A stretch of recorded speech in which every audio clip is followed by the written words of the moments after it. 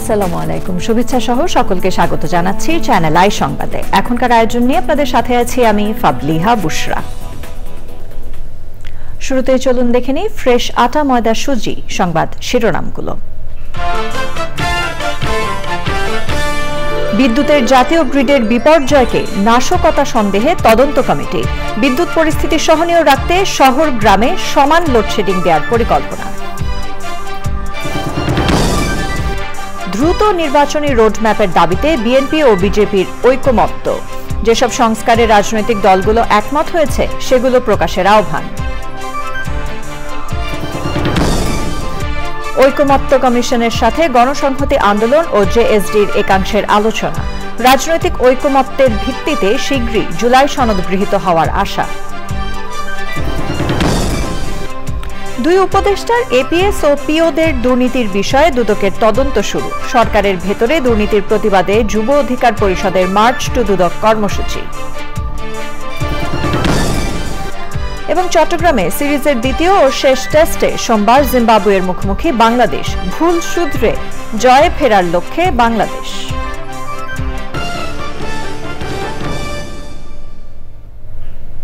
এছাড়াও নিটোল টাটা বিশেষ সংবাদে থাকছে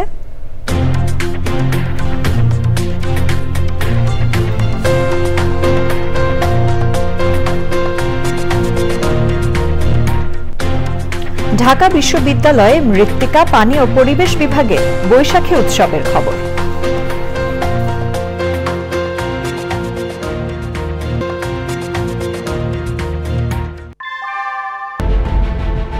Primacy inbuilt. German technology, Bangladesh's first thermix rod, Salam Steel Thermax. সংবাদ শিরোনামগুলো জানাচ্ছিলাম। এখনকার এই সংবাদ আয়োজন একই সঙ্গে চ্যানেল আই এর ইউটিউব চ্যানেল এবং চ্যানেল আই এর ওটিটি প্ল্যাটফর্ম আই স্ক্রিনে লাইভ স্ট্রিম হচ্ছে। এবার জানাবো বিস্তারিত। গরমে বিদ্যুৎ পরিস্থিতি সহনীয় রাখতে প্রয়োজনীয় উদ্যোগ নেওয়া হয়েছে বলে জানিয়েছেন বিদ্যুৎ, জ্বালানি ও খনিজ সম্পদ উপদেষ্টা। চাহিদা মতো বিদ্যুৎ উৎপাদন করতে না পারলে শহর ও গ্রামে সমানভাবে লোডশেডিং করা হবে বলেও জানান তিনি। আমিনবাজার গোপালগঞ্জের জাতীয় গ্রিড লাইনের বিপর্যয় নাশকতা ছিল কিনা খতিয়ে দেখার পাশাপাশি সার্বিক বিষয় তদন্তে ৮ সদস্যের কমিটি গঠন করা হয়েছে। ৭ দিনের মধ্যে কমিটিকে প্রতিবেদন দিতে হবে। বিস্তারিত জানাচ্ছেন রফিকুল বাশার। আমিনবাজার গোপালগঞ্জ সঞ্চালন লাইনে বিচ্যুতি হওয়ায় শনিবার জাতীয় গ্রিড বিপর্যয় হয়। এতে খুলনা ও বরিশাল বিভাগের প্রায় সব জেলায় একসাথে বিদ্যুৎ চলে যায়। বন্ধ হয়ে যায় রামপাল ও পায়রা সহ ২,২৭৭ মেগাওয়াট উৎপাদন ক্ষমতার ৭টি বিদ্যুৎ কেন্দ্র। দুর্ভোগে পড়ে দক্ষিণাঞ্চলের ২১ জেলার বিদ্যুৎ গ্রাহক। তবে পরিস্থিতি স্বাভাবিক হয়ে এসেছে বলে সচিবালয়ে জানান বিদ্যুৎ জ্বালানি উপদেষ্টা। বিষয়টাকে তদন্ত করার জন্য আমরা বুয়েটের pro vice chancellor Abdul Hasib চৌধুরীকে আহ্বায়ক করে এটা কমিটি করেছি। আমরা গ্রিড স্টেবিলিটি নিয়ে আপনাদের মতো আমরাও কনসার্ন। গরমে বিদ্যুতের লোডশেডিং সহনীয় রাখার সর্বোচ্চ চেষ্টা হচ্ছে জানিয়ে উপদেষ্টা বলেন, প্রয়োজনে তেলভিত্তিক বিদ্যুৎ কেন্দ্রের উৎপাদন বাড়ানো হবে। আরও 2 কার্গো এলএনজি আনার উদ্যোগ নেওয়া হয়েছে বলেও জানান তিনি। আমরা এই লোডশেডিংটাকে আমি যেটা ওই সভায় তো বলছি সেটা হচ্ছে আমরা এটাকে সহনীয় পর্যায়ে রাখতে চেষ্টা করব। আরেকটা হচ্ছে যে এটা আমরা সমানভাবে বন্টন করার চেষ্টা করব শহর আর এর মধ্যে, এবং এটা আমি আজকের থেকে পার্সোনালি মনিটর করব। বৈদ্যুতিক ত্রুটির কারণে শনিবার মেট্রো রেল দীর্ঘ সময় বন্ধ ছিল। কারণ অনুসন্ধানে কমিটি করা হয়েছে। এখন থেকে মেট্রো রেলে কোনো ত্রুটি দেখা দিলে 10-15 মিনিটের মধ্যে অবহিত করতে নির্দেশ দেওয়া হয়েছে বলেও জানান উপদেষ্টা। সারতে 5 মিনিট লাগছে, কিন্তু লোক যেতে 1.5 ঘন্টা লাগছে। 15 মিনিটের মধ্যে রেসপন্স করতে পারতে হবে। Rafiqul Bashar, channel I, Dhaka. সংস্কার নিয়ে জাতীয় সনদ তৈরি করে দ্রুত নির্বাচনী রোডম্যাপ দেয়া উচিত বলে মনে করছে বিএনপি ও বাংলাদেশ জাতীয় পার্টি বিজেপি। গুলশান কার্যালয়ে 2 দলের বৈঠক শেষে বিজেপি চেয়ারম্যান আন্দালিব রহমান পার্থ বলেছেন, ডিসেম্বরের মধ্যেই নির্বাচন সম্ভব। বিএনপির স্থায়ী কমিটির সদস্য আমির খসরু মাহমুদ চৌধুরী বলেছেন, সবাই ঐক্যমতে পৌঁছেছে, এমন সংস্কারগুলো করে বাকি সংস্কার নির্বাচিত সরকার করবে। রাহুল রায়ের রিপোর্ট। নির্বাচন সহ বিভিন্ন ইস্যুতেই সমমনা রাজনৈতিক দলগুলোর সঙ্গে বৈঠক করছে বিএনপি। বেশ কয়েকটি রাজনৈতিক দলের সঙ্গে এরই মধ্যে বিএনপির লিয়াজো কমিটির বৈঠক হয়েছে। রোববার বিকেলে বৈঠক হলো বাংলাদেশ জাতীয় পার্টি বিজেপির সঙ্গে। বৈঠক শেষে বিজেপি চেয়ারম্যান আন্দালিব রহমান পার্থ জানিয়েছেন, সংস্কার আর নির্বাচন নিয়ে ঐক্যমতে পৌঁছেছেন তারা। সংস্কার শর্টকাট করে যেগুলি একমত হয়েছে সেগুলি নিয়ে একটা সনদ করাই যেতে পারে, সবাই সাইন করতে পারে এবং তারপরে এগিয়ে যেতে পারে। কারণ জনসম্পৃক্ত কোনো সংস্কার আগামী সরকার যদি ছুটে ফেলে দেয় তাহলে জনগণ তাকে প্রত্যাখ্যান করবে। কিন্তু সংস্কারের নাম বলে নির্বাচনকে যদি পেছানো যায় এবং একটা সরকার, একটা দায়িত্বশীল সরকার যখন বলে ডিসেম্বর থেকে জুনের মধ্যে নির্বাচন হবে, এই ধরনের আনসার্টেনিটি থেকে দেশকে কোনোদিনও একটা সরকার ঠেলে দিতে পারে না। একটা নির্বাচনী রোডম্যাপ কংক্রিট থাকতে হবে। ডিসেম্বর আগে তো অবশ্যই নির্বাচন করা সম্ভব, বিকজ মেজর পলিটিক্যাল পার্টিগুলি যে সংস্কারগুলি দিয়ে দিয়েছে ওনারা শুধু এগুলি কাটশট করে তারা বলে দিবে যে কোন কোন ব্যাপারে ওনারা একমত হয়েছে, আর যেগুলিতে একমত হয়নি সেগুলি তো আর নেগোসিয়েশন করার সুযোগ নাই। দ্রুত নির্বাচনের পক্ষে বিএনপির মতামত তুলে ধরেন দলের স্থায়ী কমিটির সদস্য আমির খসরু মাহমুদ চৌধুরী। জাতিকে জানান কোথায় ঐক্যমত হয়েছে, জাতি জানুক এবং ওই ঐক্যমতের ভিত্তিতে আমরা সনদ সই করে দিয়ে নির্বাচনের দিকে এগিয়ে যাই। খুব সহজ ব্যাপার, এর বাইরে যাওয়ার তো কোনো সুযোগ নাই। সুতরাং আজকে যে প্রেক্ষাপট, এই প্রেক্ষাপটে নির্বাচনী রোড ম্যাপ না দেওয়ার কারণে জনগণের মধ্যে যে সংশয় সৃষ্টি হচ্ছে, জনগণের মধ্যে যে প্রশ্নের উদ্রেক হচ্ছে, এটা গণতন্ত্রের আগামী দিনের গণতন্ত্রের জন্য, নির্বাচনের প্রক্রিয়ার জন্য ভালো কিছু বয়ে আনবে না। যত তাড়াতাড়ি সম্ভব নির্বাচনে রোডম্যাপ দিয়ে আশ্বস্ত করতে হবে জাতি গণতন্ত্রের দিকে যাচ্ছে। বিএনপি ও বিজেপি দুই দলই মনে করে নির্বাচিত সরকার আসলে বিদেশি বিনিয়োগ থেকে শুরু করে প্রতিটি ক্ষেত্রেই দেশে স্থিতিশীলতা আসবে। Rahul Roy, channel I, Dhaka. 21 অগস্ট গ্রেনেড হামলা মামলায় বিএনপির ভারপ্রাপ্ত চেয়ারম্যান তারেক রহমান সহ সব আসামিকে অব্যাহতি দেওয়ার রায়ের বিরুদ্ধে আগামী 4 মে রাষ্ট্রপক্ষের শুনানি করার আদেশ দিয়েছেন সুপ্রিম কোর্টের আপিল বিভাগ। সকালে 21 অগস্ট মামলার রায়ের বিরুদ্ধে রাষ্ট্রপক্ষের লিভ টু আপিল শুনানির জন্য কার্যতালিকায় ছিল না, কিন্তু বেঞ্চ পুনর্গঠন না হওয়ায় শুনানি পেছানো হয়। এবছরের গোড়ার দিকে বহুল আলোচিত 21 অগস্ট গ্রেনেড হামলা মামলায় যাবজ্জীবন কারাদণ্ডাদেশপ্রাপ্ত তারেক রহমান ও মৃত্যুদণ্ডাদেশপ্রাপ্ত সাবেক স্বরাষ্ট্র প্রতিমন্ত্রী লুৎফুজ্জামান বাবর সহ আসামিদের দণ্ড থেকে অব্যাহতি দেয় হাইকোর্ট। গণসংহতি আন্দোলনের প্রধান সমন্বয়কারী জুনায়েদ সাকি বলেছেন, নির্বাচনের আগে সংবিধান সংশ্লিষ্ট সংস্কার চায় না তার দল। তবে বিচার ব্যবস্থা, জনপ্রশাসন ও দুর্নীতির প্রশ্নে সংস্কার প্রস্তাবে রাজনৈতিক দলগুলো ঐক্যমত্যে আসলে তা বাস্তবায়নের পক্ষে তারা। জাতীয় ঐক্যমত কমিশনের সহসভাপতি অধ্যাপক ড আলী রিয়াজ বলেছেন, রাষ্ট্রীয় কাঠামোর সংস্কারে রাজনৈতিক ঐক্যমতের ভিত্তিতে শীঘ্রই জুলাই সনদ গৃহীত হবে। জান্নাতুল বাকিয়া কেকার রিপোর্ট।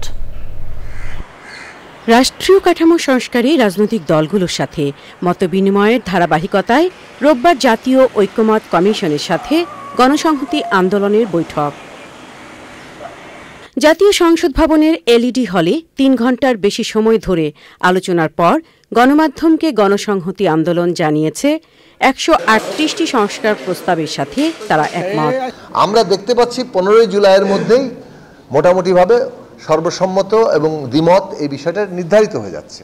কাজেই সর্বসম্মতের মধ্যে সংবিধান সংশ্লিষ্ট নয় এমন সমস্ত বিষয়ে নির্বাহী আদেশে বাস্তবায়ন হয়ে যেতে পারে, আর বাকিটা সংসদ নির্বাচনের পরে হবে। কাজেই সংবিধানের বিষয়। দুপুরের পর ঐক্যমত কমিশনের সাথে আলোচনায় বসে জাতীয় সমাজতান্ত্রিক দল জেএসডির প্রতিনিধিরা। বিদ্যমান বন্দোবস্তে নতুন রাষ্ট্রীয় কাঠামো নির্মাণ সম্ভব নয় বলে জানান তারা। পুনর্বিন্যাস করা ছাড়া আর আমরা যদি নতুন একটি ক্ষমতায়নের যে রাজনৈতিক বন্দোবস্তের কথা আমরা বলছি অনেকেই, সেটির দিকে যেতে চাই, তাহলে পুরনো ব্যবস্থায় ফিরে আসবার সম্ভাবনা থাকবে। ঐক্যমত কমিশনের সহসভাপতি বলেন, 15 জুলাইয়ের নির্ধারিত সময়সীমার মধ্যে সংস্কার প্রশ্নে রাজনৈতিক দলগুলো ঐক্যমতে আসবে বলে আশাবাদী তিনি।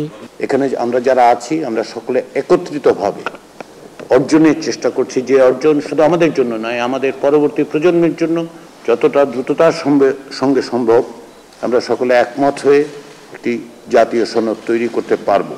যে ঐক্যের মাধ্যমে ফ্যাসিবাদের পতন হয়েছে সেই ঐক্য বজায় রাখতে আহ্বান জানান অধ্যাপক ড আলী রিয়াজ। জান্নাতুল বাকিয়া কেকা, চ্যানেল আই, ঢাকা। সংখ্যালঘু ও নারীদের অধিকারের বিষয়ে জামায়াতে ইসলামের ভূমিকায় ইউরোপীয় ইউনিয়ন সন্তুষ্ট বলে জানিয়েছেন দলটির নায়েবে আমির ডক্টর সৈয়দ আব্দুল্লাহ মোহাম্মদ তাহের। দুপুরে মগবাজারে জামায়াতের কেন্দ্রীয় কার্যালয়ে দলের আমির ডক্টর শফিকুর রহমানের সঙ্গে বৈঠক করেন ইইউ রাষ্ট্রদূত মাইকেল মিলার। বৈঠক শেষে সংবাদ সম্মেলনে নায়েবে আমির বলেন, ইউরোপীয় ইউনিয়ন ও জামায়াতের কাজের ক্ষেত্রে সহযোগিতামূলক আলোচনা হয়েছে। সাদি মাহমুদের রিপোর্ট। মগবাজারে জামায়াতে ইসলামের কেন্দ্রীয় কার্যালয়ে দলটির আমির ডক্টর শফিকুর রহমানের সাথে ইউরোপীয় ইউনিয়নের রাষ্ট্রদূত মাইকেল মিলারের ঘণ্টাব্যাপী বৈঠক। বৈঠকে ইউরোপীয় ইউনিয়ন ও বাংলাদেশ জামায়াতে ইসলামীর সম্পর্ক আরও এগিয়ে নিতে আলোচনা হয়। নারী অধিকার ও সংখ্যালঘু বিষয়ে জামায়াতের অবস্থান জানতে চায় ইইউ। উত্তরে যার যার অধিকার নিশ্চিতের বিষয়ে জামায়াত সচেতন ও সচেষ্ট বলে জানানো হয়। নারীদের ব্যাপারে, পুরুষের ব্যাপারে, সকলের ব্যাপারে যার যার অধিকারের ব্যাপারে জামাত অত্যন্ত সচেতন, দৃঢ় এবং প্রত্যেকে তার রাইটস ভূমিকা পালন করবে। তারা বলেছিল যে মহিলাদের রিফর্ম কমিটির কিছু রিপোর্ট বেরিয়েছে, সেখানে আমরা একটা বিষয় আপত্তি করেছি যে সেখানে যৌনকর্মীদেরকে লাইসেন্স দেওয়ার যে প্রস্তাবনা, এটি মহিলাদের জন্য অত্যন্ত লজ্জাজনক, ইনহিউম্যান এবং তাদের সম্মানের প্রতি আঘাত, অধিকারের প্রতি আঘাত। নির্বাচন ইস্যুতে বিশদ আলোচনায় পর্যবেক্ষক পাঠানো ও বুথে সিসি ক্যামেরা ব্যবহারের বিষয়ে ইইউকে অবহিত করে জামায়াত। বাংলাদেশের আগামী নির্বাচন এবং নির্বাচনের অবজারভার পাঠানোর ব্যাপারে আমরা কথা বলেছি। ইকুয়াল প্লেইং ফিল্ড তৈরি হওয়ার জন্য বিশেষ করে প্রত্যেকটি বুথে ইলেকশনের সিসি ক্যামেরা যাতে সংযোজিত থাকে, আমরা এটা প্রস্তাব করেছি। তারা এই প্রস্তাবকে এনকারেজ করেছে। প্রধান উপদেষ্টা নির্বাচনের বিষয়ে যে টাইমলাইন দিয়েছেন, জামায়াত সেটি সমর্থন করে বলেও ইউরোপীয় ইউনিয়নকে জানান জামায়াত নেতারা। সাদি Mahmud, channel I, Dhaka. Catholic চার্চের জ্যেষ্ঠ নেতা কার্ডিনাল সিলভানো মারিয়া তোমাসি এবং কার্ডিনাল জেকব কুভাকাদ রোমে পোপ ফ্রান্সিসের অন্ত্যেষ্টিক্রিয়ার পরপরই প্রধান উপদেষ্টা অধ্যাপক মোহাম্মদ ইউনুসের সাথে পৃথক সাক্ষাৎ করেন। দুই কার্ডিনাল দরিদ্র ও প্রান্তিক মানুষের স্বার্থ রক্ষায় পোপ ফ্রান্সিসের আজীবন লক্ষ্য, দারিদ্র্য দূরীকরণে তাঁর প্রচেষ্টা এবং যুদ্ধ বা পারমাণবিক অস্ত্রমুক্ত বিশ্ব গড়তে তাঁর দৃষ্টিভঙ্গির কথা স্মরণ করেন। তারা অধ্যাপক ইউনুসের কাজের প্রশংসা করেন। অধ্যাপক ইউনুস পোপ ফ্রান্সিসের সাথে তার দীর্ঘ সহচর্যের কথা স্মরণ করেন।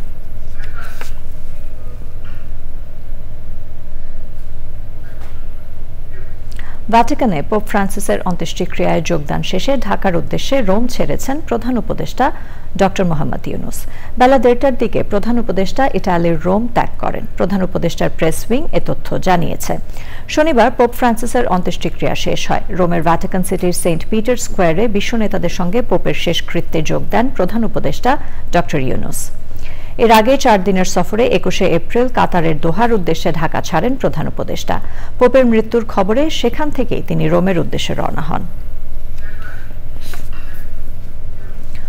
দুই উপদেষ্টার একজন এপিএস এবং 2 পিওর দুর্নীতির তদন্তে মার্চ টু দুদক কর্মসূচি পালন করেছে বাংলাদেশ যুব অধিকার পরিষদ। দুই উপদেষ্টার এপিএসদের অভিযোগ আমলে নিয়েছে দুর্নীতি দমন কমিশন। সংস্থাটির মহাপরিচালক জানিয়েছেন, ইতোমধ্যে গোয়েন্দা কার্যক্রম শুরু করেছে দুদক। রোকসানা আমিনের রিপোর্ট। স্থানীয় সরকার মন্ত্রণালয় এবং যুব ও ক্রীড়া মন্ত্রণালয়ের উপদেষ্টা আসিফ মাহমুদ সজীব ভুঁইয়ার এপিএস মোয়াজ্জেম হোসেনের বিরুদ্ধে তদবির বাণিজ্যের মাধ্যমে শত কোটি টাকা হাতিয়ে নেয়ার অভিযোগ উঠেছে।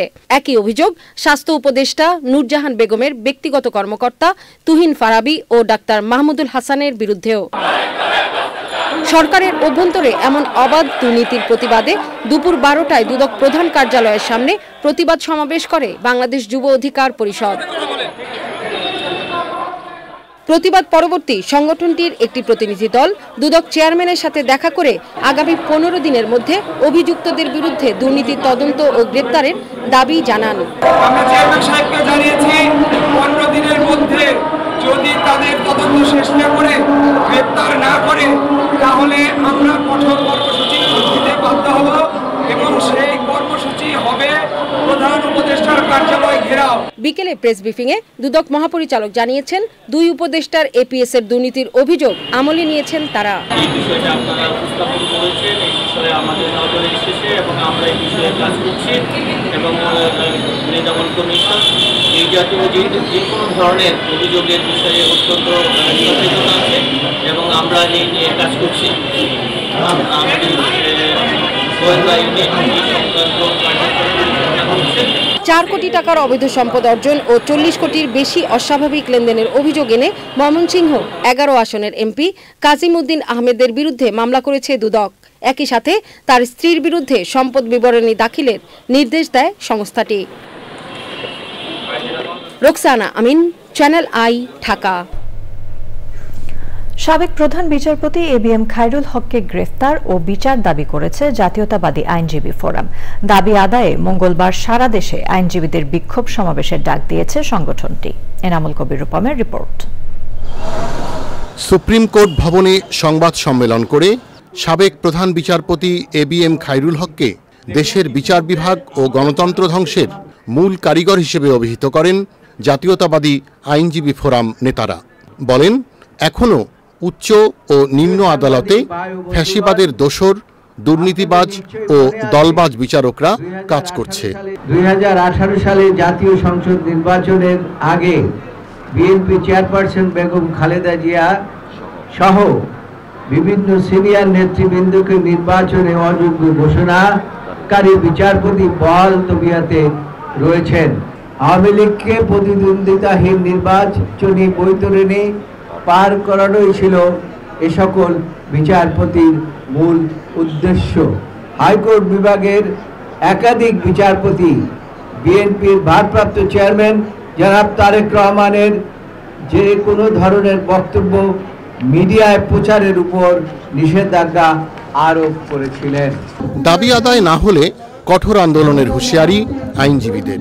শেখ হাসিনার মতোই দোষী হচ্ছে খায়রুল হক। তার হাত দিয়েই জুডিশিয়াল কুর মাধ্যমে বাংলাদেশে তত্ত্বাবধায়ক সরকার ব্যবস্থা বিলোপের মাধ্যমে গণতন্ত্রকে হত্যা করা হয়েছে। শেখ হাসিনা গণতন্ত্র হত্যার জন্য যেভাবে দায়ী, ঠিক তেমনি ভাবে খায়রুল হক সাহেবও দায়ী। কিন্তু আইন মন্ত্রণালয় এবং স্বরাষ্ট্র মন্ত্রণালয় কোনো পদক্ষেপ নেননি, যদিও খায়রুল হক সাহেবের বিরুদ্ধে মামলা দায়ের করা আছে। সাবেক বিচারপতি খায়রুল হককে গ্রেপ্তার না করলে দেশে আইনের শাসন প্রতিষ্ঠা কঠিন হবে বললেন আইনজীবী নেতারা। Enamul Kabir Rupam, channel I, Dhaka. কর্মক্ষেত্রে শ্রমিকদের নিরাপত্তা নিশ্চিতের আহ্বান জানিয়েছেন শ্রম সংস্কার কমিশন প্রধান। একই সাথে শ্রমিকের পেশাগত স্বাস্থ্য ও নিরাপত্তা যেন আন্তর্জাতিক মানের সঙ্গে সামঞ্জস্য থাকে সে বিষয়ে জোর দিয়েছেন তিনি। বিশ্ব পেশাগত স্বাস্থ্য ও নিরাপত্তা দিবস উদযাপন উপলক্ষে আলোচনায় কর্মস্থলে নিরাপদ, স্বাস্থ্যকর ও মর্যাদাপূর্ণ পরিবেশ নিশ্চিত এবং দুর্ঘটনা ও অসুস্থতা প্রতিরোধে সচেতনতা বৃদ্ধিতে তাগিদ দেন বক্তারা। আলিম আল রাজির রিপোর্ট। বর্তমান বিশ্বে অর্থনৈতিক উন্নয়নের সঙ্গে সঙ্গে শিল্প ও বাণিজ্যিক কর্মকাণ্ড যেমন বৃদ্ধি পাচ্ছে, এর সঙ্গে পাল্লা দিয়ে বাড়ছে কর্মক্ষেত্রে দুর্ঘটনা, স্বাস্থ্য ঝুঁকি ও বিভিন্ন পেশাগত রোগের হার। প্রতিবছর লাখ লাখ মানুষ কর্মক্ষেত্রে দুর্ঘটনার শিকার বা পেশাগত কারণে বিভিন্ন রোগে আক্রান্ত হন, যার প্রভাব পড়ে পরিবার, সমাজ এবং রাষ্ট্রের উপর। কর্মক্ষেত্রে নিরাপত্তা এবং স্বাস্থ্য সংক্রান্ত বিষয়গুলো সম্পর্কে সচেতনতা বৃদ্ধি এবং নিরাপদ কর্মপরিবেশ নিশ্চিতে রাজধানীতে ওশি ফাউন্ডেশনের উদ্যোগে কর্মস্থলে জীবন রক্ষা, আন্তর্জাতিক পেশাগত স্বাস্থ্য ও নিরাপত্তা দিবস প্রতিফলন ও জাতীয় আলোচনা। আমি তো শ্রম দিয়ে সমাজ এবং সভ্যতাকে নির্মাণ করি। দুর্ঘটনা ও পেশাগত রোগ প্রতিরোধে কার্যকর নীতিমালা ও ব্যবস্থা গ্রহণ এবং সচেতনতা বৃদ্ধি ও নিরাপত্তা সংস্কৃতি গড়ে তুলতে জোর দেওয়া হয়। Employer liability is good because it is there in the law, but in some cases it is not good because it entirely depends on the employer's wish and employer's own willingness to give to someone or not. So Bangladesh has moved from 0 to step 1. Now we are asking them to move from step 1, which is employer liability, to step 2, which is social security liability. AI এবং digital ব্যবস্থাপনার এই অন্ধ প্রয়োগ শ্রমিকদের স্বাস্থ্য ঝুঁকি, মানবিক চাপ এবং কর্মস্থলে দুর্ঘটনা ঝুঁকি বাড়িয়ে দিচ্ছে। আমাদের দাবি যে শ্রমিকদের মতামত অংশগ্রহণকরণ ছাড়া কোনো প্রযুক্তি যেন প্রয়োগ না করা হয়। আলোচনায় শ্রম আইনের যথাযথ বাস্তবায়নের তাগিদ দেওয়া হয়। একদিনের জন্য যদি কাউকে নিয়োগ করেন, তার নিরাপত্তাটা নিশ্চিত করতে হবে, আর কিছু করেন আর না করেন। মজুরির মানদণ্ড যদি না দেন, তাকে যদি আপনি আপনার অন্যান্য সুবিধা না দেন অসুবিধা, কিন্তু সেগুলো নিয়ে পরে আলোচনা হতে পারে, সেগুলো নিয়ে দরকার হবে আলোচনা হবে, কিন্তু নিরাপত্তা নিশ্চিত করতে হবে। সারা বাংলাদেশের মানুষের জন্য আর কিছু করতে পারি আর না পারি, আমরা একটা নিরাপদ কাজের সংস্কৃতি যেন গড়তে পারি। বিশিষ্টজনরা বলছেন, নিরাপদ কর্মপরিবেশ নিশ্চিত হলে শ্রমিকদের উৎপাদনশীলতা বৃদ্ধির পাশাপাশি আরও মজবুত হবে দেশের অর্থনীতি। আলিম আল রাজি, চ্যানেল আই, ঢাকা। এ পর্যায়ে জানাবো বাংলাদেশ জিম্বাবুয়ে টেস্টের খবর।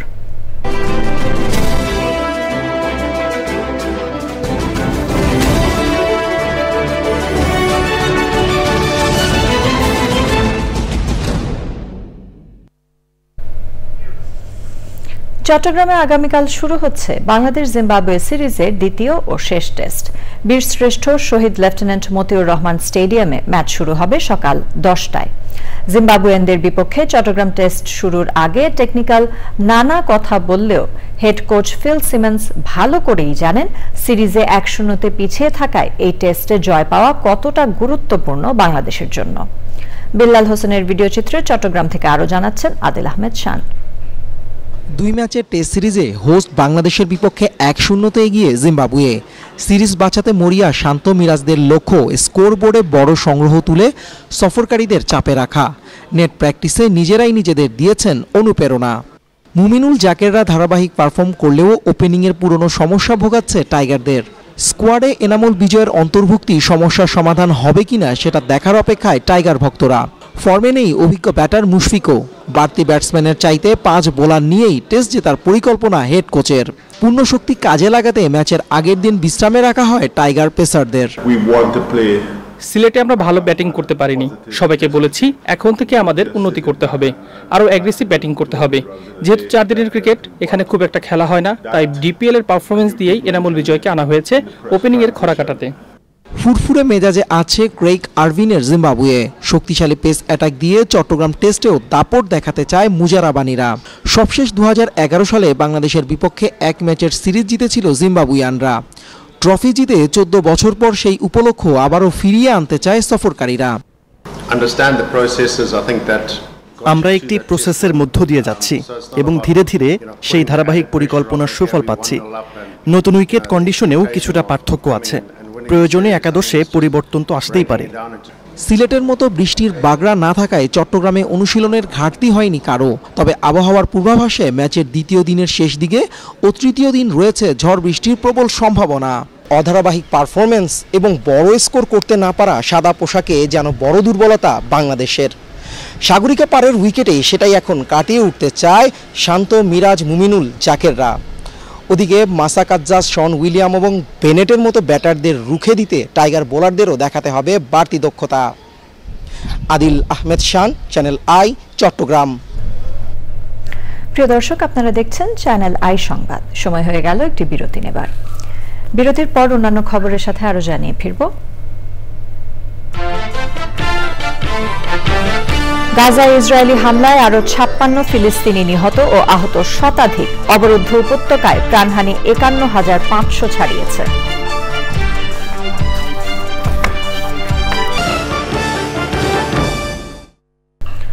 গাজায় ইসরায়েলি হামলায় আরও 56 ফিলিস্তিনি নিহত হয়েছেন, আহতদের সংখ্যা শতাধিক। এতে অবরুদ্ধ উপত্যকাটিতে নিহতের মোট সংখ্যা 51,500 ছাড়িয়েছে। গত 18 মার্চ গাজায় নতুন করে ইসরায়েলি হামলা শুরুর পর থেকে 2100 জনের বেশি ফিলিস্তিনি নিহত হয়েছেন। এ তথ্য জানিয়েছে বার্তা সংস্থা আনাদোলু। এবছর মার্চ মাসের তৃতীয় সপ্তাহ থেকে গাজায় আবারও বিমান ও স্থল হামলা শুরু করে ইসরায়েল।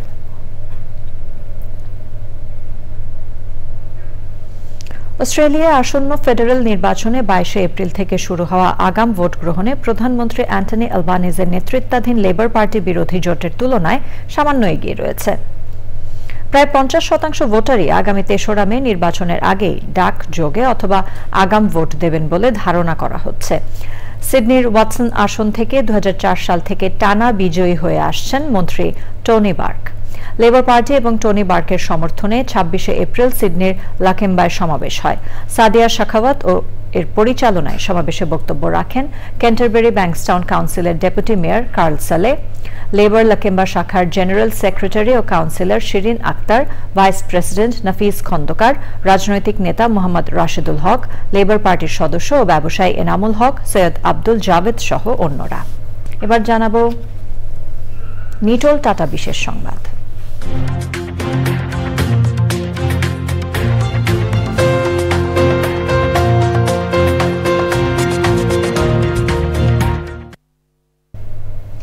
ঢাকা বিশ্ববিদ্যালয়ে মৃত্তিকা, পানি ও পরিবেশ বিভাগের আয়োজনে বৈশাখী উৎসব হয়েছে। কার্জন হলে উৎসবের উদ্বোধন করেন বিভাগীয় চেয়ারম্যান অধ্যাপক ASM মহিউদ্দিন। দিনব্যাপী এই মেলার আয়োজন করা হয়। এছাড়াও ছিল সাংস্কৃতিক অনুষ্ঠান। মেলায় বিভাগের শিক্ষক ও শিক্ষার্থীরা ছিলেন।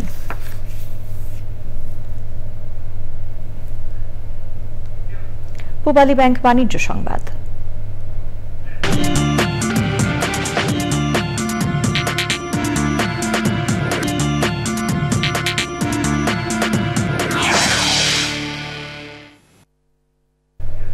দেশের প্রধান সমুদ্র বন্দর চট্টগ্রামে আমদানি রপ্তানি পরিচালনা কার্যক্রম বেড়েছে। কার্গো, কন্টেইনার ও জাহাজ চলাচল সব ক্ষেত্রেই প্রবৃদ্ধি হয়েছে। চলতি অর্থ বছরে জুলাই-মার্চ সময়কালে ১৩,২৫,২৭৬ TUS আমদানি এবং রপ্তানিতে ৬,৫০,৯৮৮ TUS কন্টেইনার হ্যান্ডলিং হয়েছে। খালি কন্টেইনার সহ মোট হ্যান্ডলিং এর পরিমাণ দাঁড়িয়েছে ২৪,৫৫,৪৯৯ TUS এ। চট্টগ্রাম বন্দর কর্তৃপক্ষের প্রতিবেদন অনুযায়ী চলতি অর্থ বছরের ৯ মাসে বন্দরে মোট কার্গো হ্যান্ডলিং হয়েছে ৯৭,১১,৩৬১ টন, যা আগের বছরের তুলনায় প্রায় ৬% বেশি। ভোলা বরিশাল সেতু নির্মাণ ও মেডিকেল বিশ্ববিদ্যালয় স্থাপন সহ বিভিন্ন দাবিতে জাতীয় প্রেস ক্লাবের সামনে বিক্ষোভ সমাবেশ হয়েছে। প্রেস ক্লাবের সামনে আগামীর ভোলা নামে একটি সামাজিক সংগঠনের ব্যানারে এই বিক্ষোভ সমাবেশ হয়। পরে প্রধান উপদেষ্টার বাসভবন যমুনার দিকে মার্চ করে স্মারকলিপি দেয়া হয়। এ সময় বক্তারা বলেন, ভোলায় ভালো মানের একটি হাসপাতাল নেই। মৌলিক অধিকারের দাবিতে রাজপথে দাঁড়াতে হয়েছে। কর্মসূচিতে ভোলার বিভিন্ন শ্রেণী পেশার মানুষ অংশ নেয়। এরই সাথে আয়োজনের শেষ পর্যায়ে আমরা, তবে যাবার আগে ফ্রেশ আটা, ময়দা, সুজি সংবাদ শিরোনামগুলো জানিয়ে দিচ্ছি আরো একবার। বিদ্যুতের জাতীয় গ্রিডের বিপর্যয়কে নাশকতা সন্দেহে তদন্ত কমিটি। বিদ্যুৎ পরিস্থিতি সহনীয় রাখতে শহর গ্রামে সমান লোডশেডিং দেওয়ার পরিকল্পনা। দ্রুত নির্বাচনী রোডম্যাপের দাবিতে বিএনপি ও বিজেপির ঐক্যমত্য। যেসব সংস্কারে রাজনৈতিক দলগুলো একমত হয়েছে সেগুলো প্রকাশের আহ্বান। ঐক্যমত্য কমিশনের সাথে গণসংহতি আন্দোলন ও জেএসডির একাংশের আলোচনা। রাজনৈতিক ঐক্যমত্যের ভিত্তিতে শীঘ্রই জুলাই সনদ গৃহীত হওয়ার আশা। দুই উপদেষ্টার এপিএস ও পিওদের দুর্নীতির বিষয়ে দুদকের তদন্ত শুরু। সরকারের ভেতরে দুর্নীতির প্রতিবাদে যুব অধিকার পরিষদের মার্চ টু দুদক কর্মসূচি। এবং চট্টগ্রামে সিরিজের দ্বিতীয় ও শেষ টেস্টে সোমবার জিম্বাবুয়ের মুখোমুখি বাংলাদেশ। ভুল শুধরে জয়ে ফেরার লক্ষ্যে বাংলাদেশ।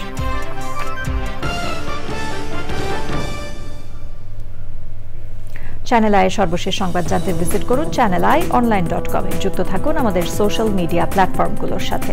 আমাদের পরবর্তী সংবাদ দেখার আমন্ত্রণ জানিয়ে শেষ করছি। এতক্ষণ সাথে থাকার জন্য ধন্যবাদ সবাইকে।